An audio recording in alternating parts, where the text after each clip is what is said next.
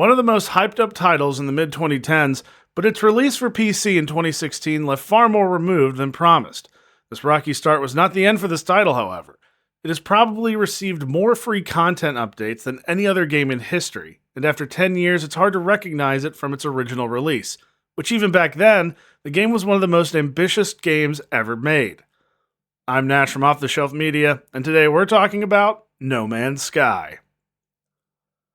To start off, I want to mention that this video is not covering everything that was not included on release. By now, there are countless videos covering the topic, in part because of the massive media push by Hello Games made before its release. It seems to be the trend for every game with overhyped release campaigns, to be honest. Cyberpunk 2077 is a great, more recent example as one of the greatest games ever made, in my opinion, but on release it was a buggy, incomplete mess.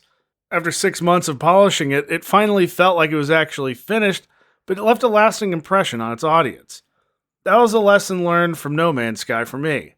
I was a day one player who had pre-ordered the title, and on release it was fun enough, but lacked overall content to keep me really hooked into playing. There was enough to do, but not really anything with a lot of depth or enough variety to keep me interested for long. So it isn't that surprising to see shadow drops become more frequent, especially for a game like Oblivion Remastered that happened recently. At the time of its release, it was probably one of the most well-known secrets in the industry, so while you can call it a shadow drop on paper, it seems far more like a soft launch with just how much was actually, air quote, leaked about that game, but I think to their benefit. Because in all honesty, it's probably the best way to release a game now that most are shipped without actually being completed. I would have assumed the massive outrage from No Man's Sky would have really changed the industry in that regard, but rather it seems to just become the accepted norm. Because of the dependency on online updates, games are rarely finished. That's something totally separate from DLC, which is also now a standard for games, rather than it feeling like a well-earned reward for making a great game. Back in the day, you kind of had to be a top-selling game to actually get DLC content because people kept playing it, and it was fair to ask the audience for more money because they loved playing the game that you made.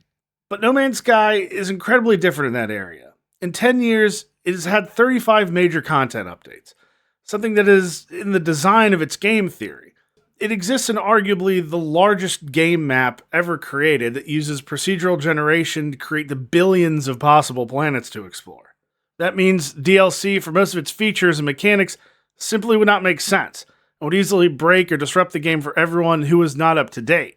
This design rewards the players, sort of like how Overwatch was supposed to be a single title that would last forever through content updates, rather than release more versions as a franchise. Championed as a game for gamers. Think about all the FPS titles that exist now that unfortunately just feel like a sloppy rehash of the last game that you just played, but now the numbers gotten a little bit bigger. Yeah, and then that happened. But No Man's Sky is that idea coming to fruition, without anyone really asking for it, and something that was never advertised on its release. Metaphorically, there isn't a better example of a phoenix when it comes to a video game launch. What started off as nothing short of a failure evolved into a consistently beloved game with a seemingly never-ending content pool. That has much to do with how unique it is. It's also a bit of a downside.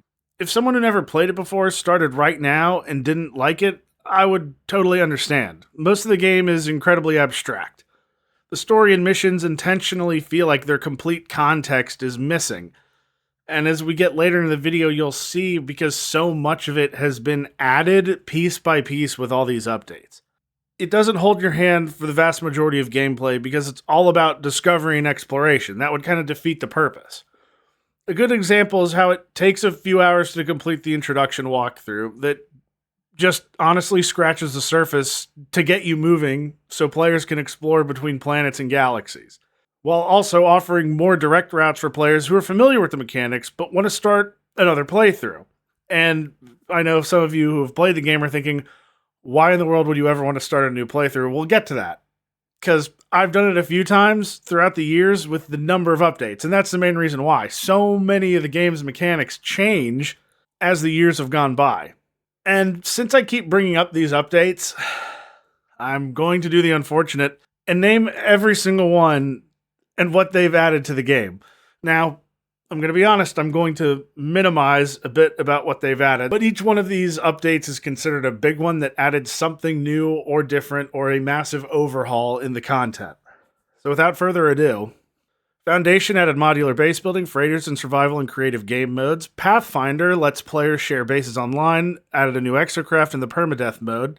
Atlas Rises came with a new main storyline, space station missions, and 16-player co-op. Next, added Xbox One chat support, owning fleets, revamped planet generation, introduced weekly missions in third-person mode. The Abyss added underwater creatures, buildings, bases, and submarines. Visions, expanded biomes and random encounter types. Beyond, increased multiplayer player count, added VR and automated resource gathering. Synthesis, improved inventory and spaceship upgrades. Living Ship, introduced living alien ships and its storyline.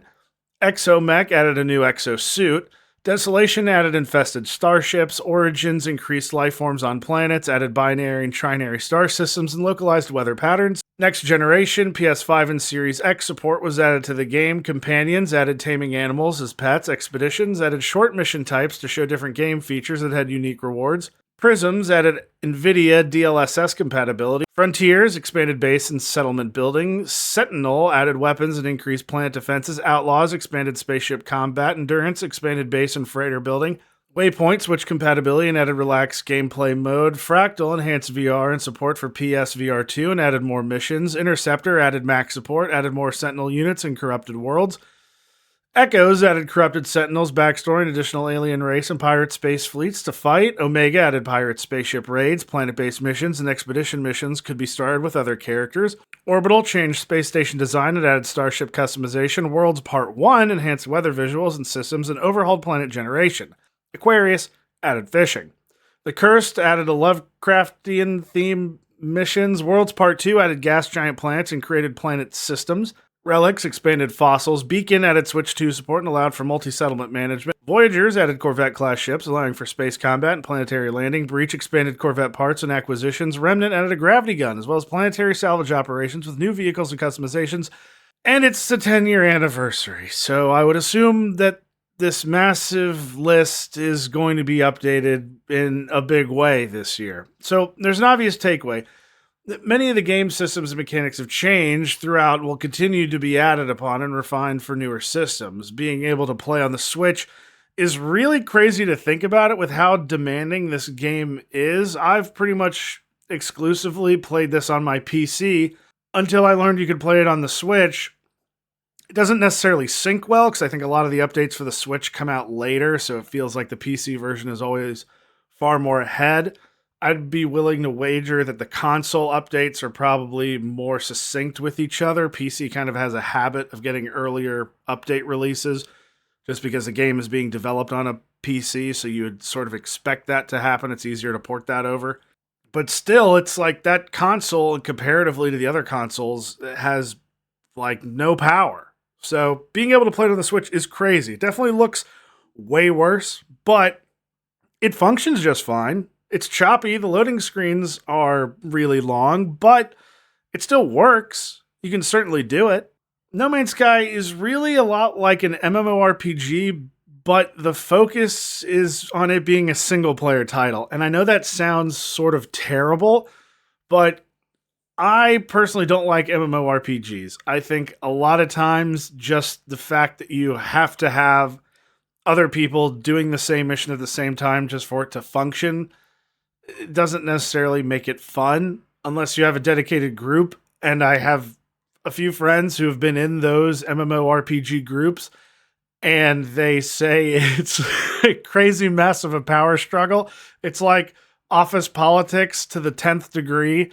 So I'm kind of glad I've never gotten involved in that, because co-op does exist in this game, but it really hasn't gotten there quite yet. Like, you can do it. You can be on the same planets as other people, but you could do sort of missions with other people, but it never really feels like a co-op game.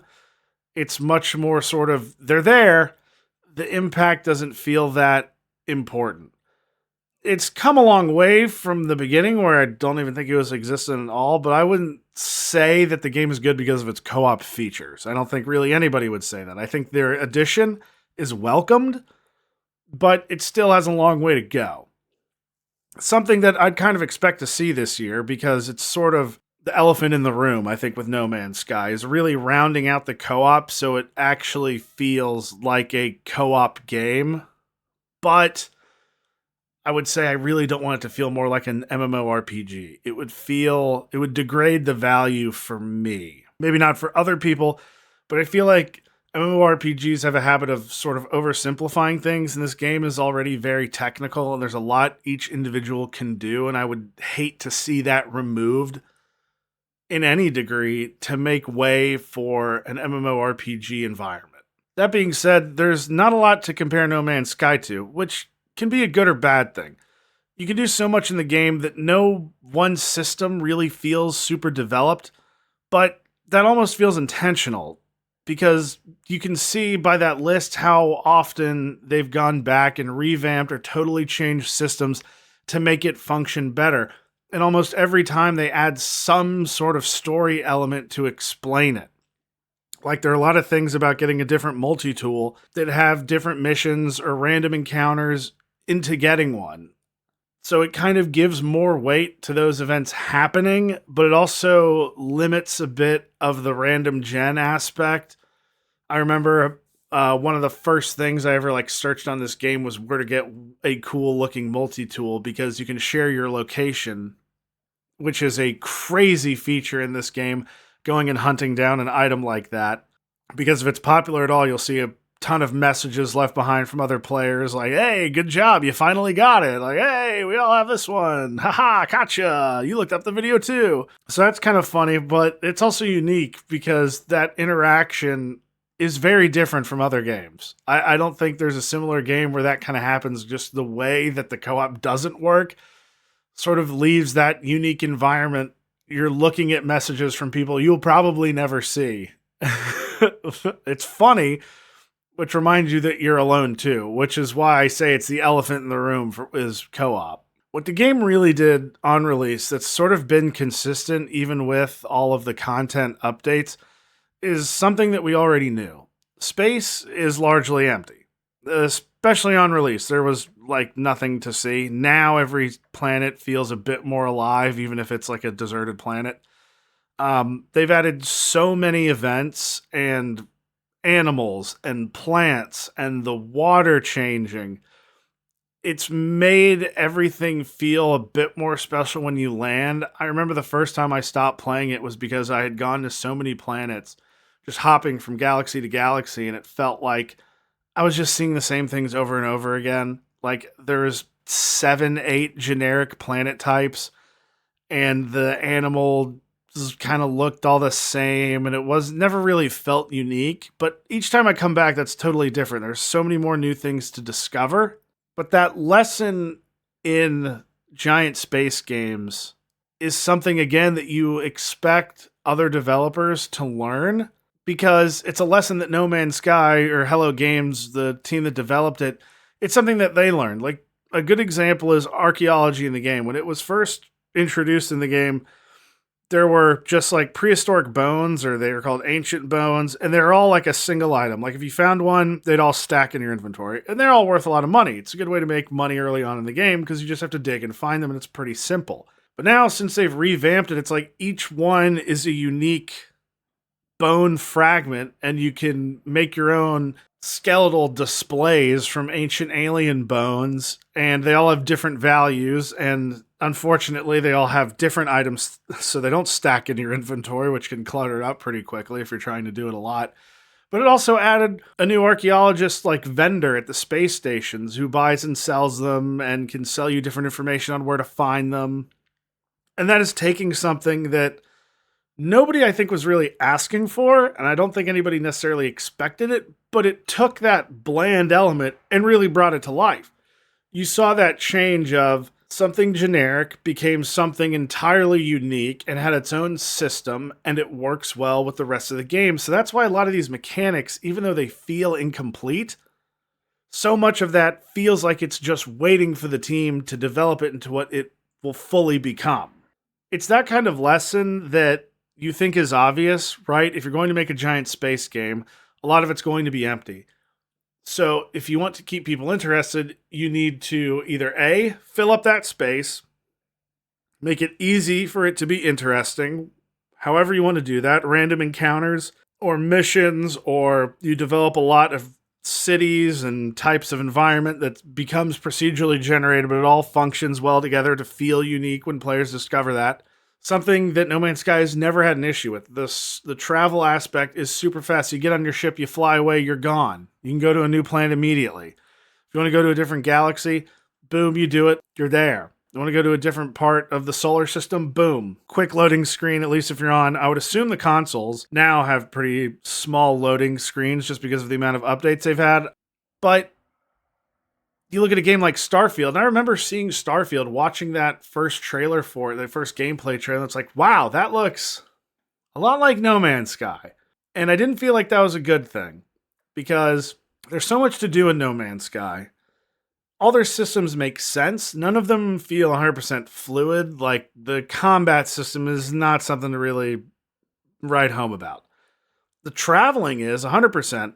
And then Starfield had the same issues, or it had even worse issues because of how similar it was, where when that game first launched, it was barren and empty. And to this day, they added more stuff, but it never felt that alive or full. And to make it worse, you're bound behind so many loading screens in that game. It feels like you spend half your time just in a loading screen watching your ship launch and land in between fast traveling. And it's so weird that that lesson wouldn't have been learned. And especially because No Man's Sky's been around for a while. That's 2016, so that would have been 5 years after Skyrim, and it's had consistent updates since Starfield, so there really is an excuse for it. There's just evidence that Hello Games stuck with it, more so than any developer I've ever seen. I wouldn't be surprised if this game is still going on in another 10 years, and it's even more developed with even crazier features. That loyalty has genuinely earned my trust. I'm really looking forward to their next upcoming title, Light No Fire, which looks like a much more focused, high fantasy variant of No Man's Sky. That's awesome. Those who use Steam are probably familiar with the early access games. Essentially, the developer admits the game isn't finished, but supporting it will ensure future updates and patching will continue, and usually buying a game in that state means it'll be cheaper when it officially launches. It's great in theory, but so many titles fall short of that goal. Not all are necessarily malicious, but it introduces an amount of risk every time you purchase an early access game. You don't want the game that you bought to enter some sort of development hell like Duke Nukem, that it was so long in development that it never really caught up or became what you thought it would be or what the developer wanted it to be, and so the whole project closes. Or it's a scam and the person you bought it from just wanted more money and never actually built the game. It can happen. I'm not calling out any titles, but anybody that's bought early access, I'm sure has seen that happen before. No Man's Sky is the perfect example of the best case scenario. And it actually never was an early access title. The dedication and work put into it was like they had a fire under their seat for a decade, and they show no sign of slowing down this year. In my final review for this game, which I wrote near the end of 2025, I gave it a 9 out of 10. Not based on the initial release, which honestly would have been closer to like a 6, but the most current version of the game at that time. And they earned every single one of those points. You can check out my article in the link below, or go to our website, offtheshelfmedia.com, for more reviews and articles on all things media. Be sure to like and subscribe, and if you aren't new to the channel, you know how much I play this game from our Gameplay series. Thanks for watching. Until next time.